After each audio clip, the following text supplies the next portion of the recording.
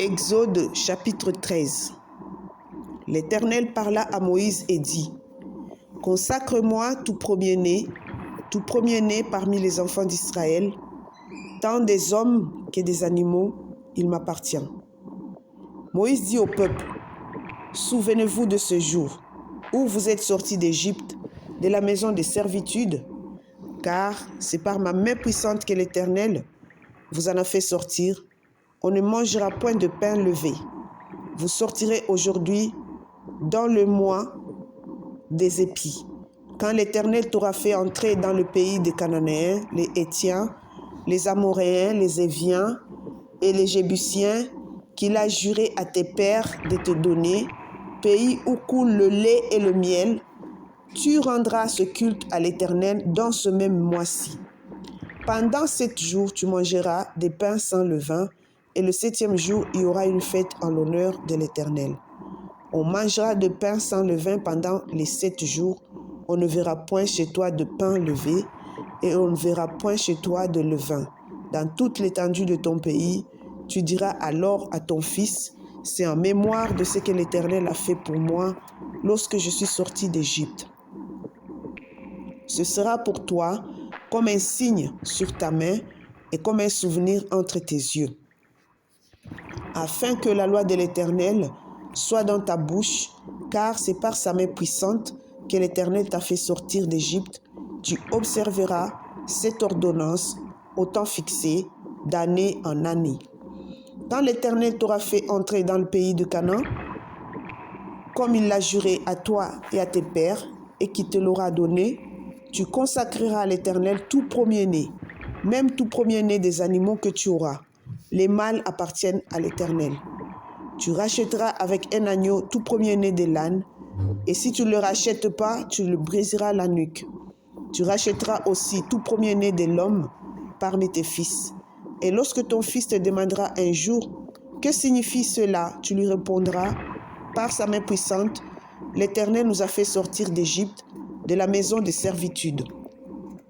Et comme Pharaon s'obstinait à ne point nous laisser aller, l'Éternel fit mourir tous les premiers-nés dans le pays d'Égypte, depuis le premier-né des hommes jusqu'au premier-né des animaux. Voilà pourquoi j'offre en sacrifice à l'Éternel tout premier-né des mâles, et je rachète tout premier-né de mes fils. Ce sera comme un signe sur ta main et comme le fronteau entre tes yeux, car c'est par ta main puissante c'est par sa main puissante que l'Éternel nous a fait sortir d'Égypte. Lorsque Pharaon laissa aller le peuple, Dieu ne le conduisit point par le chemin du pays des Philistins, quoique le plus proche, car Dieu dit : le peuple pourrait se repentir en envoyant la guerre et retourner en Égypte. Mais Dieu fit faire au peuple un détour par le chemin du désert vers la mer Rouge. Les enfants d'Israël montèrent en armes hors du pays d'Égypte.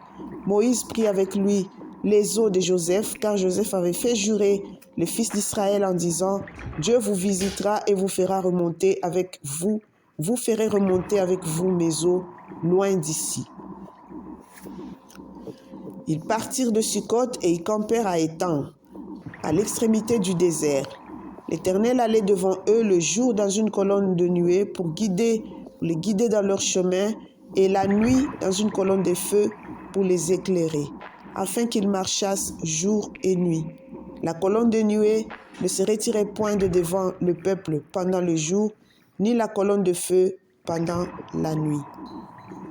Exode chapitre 14. L'Éternel parla à Moïse et dit : Parle aux enfants d'Israël qui se détournent et qui campent devant Pi-Hahiroth, entre Migdol et la mer vis-à-vis de Baal-Séphon. C'est en face de ce lieu que vous camperez, près de la mer. Pharaon dira des enfants d'Israël : ils sont égarés dans le pays, le désert les enferme.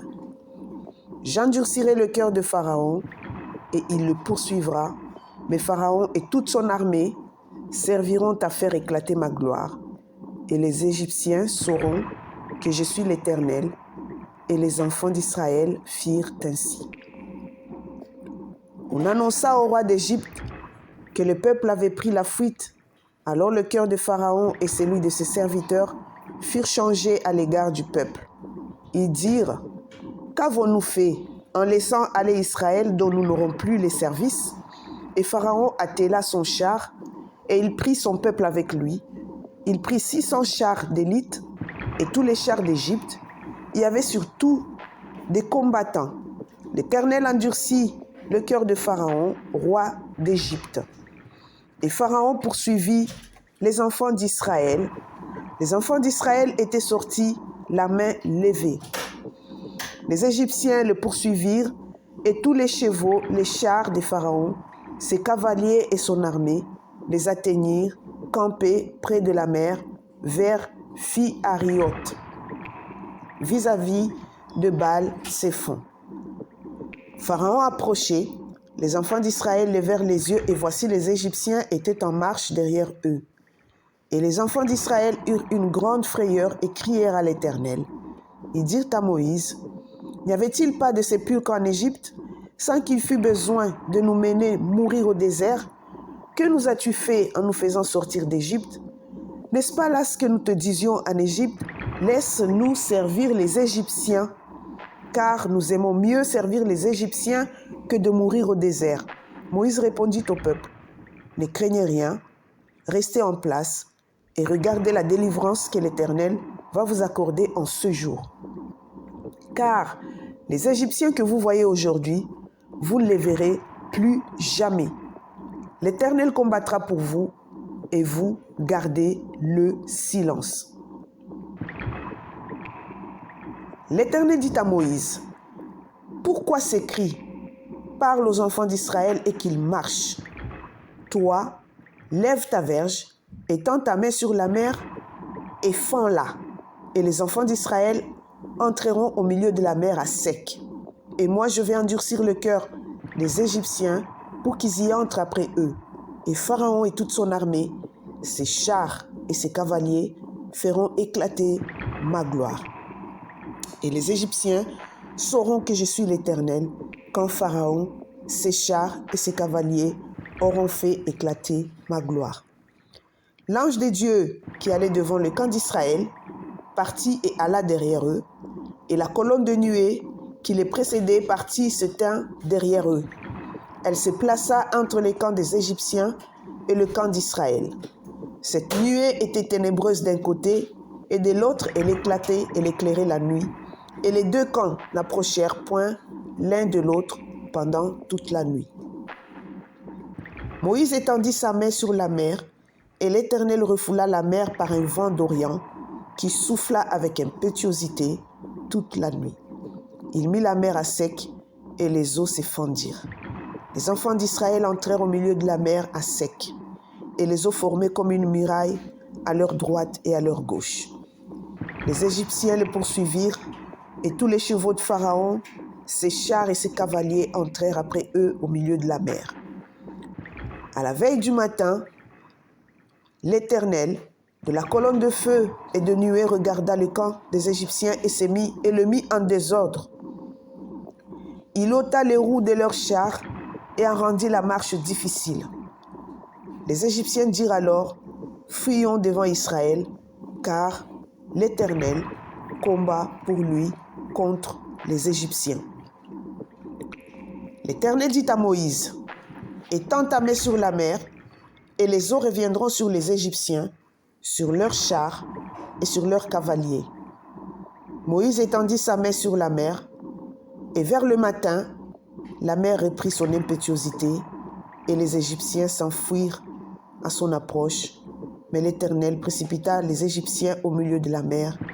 Les eaux revinrent et couvrirent les chars, les cavaliers et toute l'armée des Pharaons, qui étaient entrés dans la mer après les enfants d'Israël, et il n'en échappa pas un seul. Mais les enfants d'Israël marchèrent à sec au milieu de la mer, et les eaux formaient comme une muraille à leur droite et à leur gauche. En ce jour, l'Éternel délivra Israël de la main des Égyptiens, et Israël vit sur le rivage de la mer les Égyptiens qui étaient morts. Israël vit la main puissante que l'Éternel avait dirigée contre les Égyptiens, et le peuple craignit l'Éternel Et il crut en l'Éternel et en Moïse, son serviteur. Que le Seigneur vous bénisse.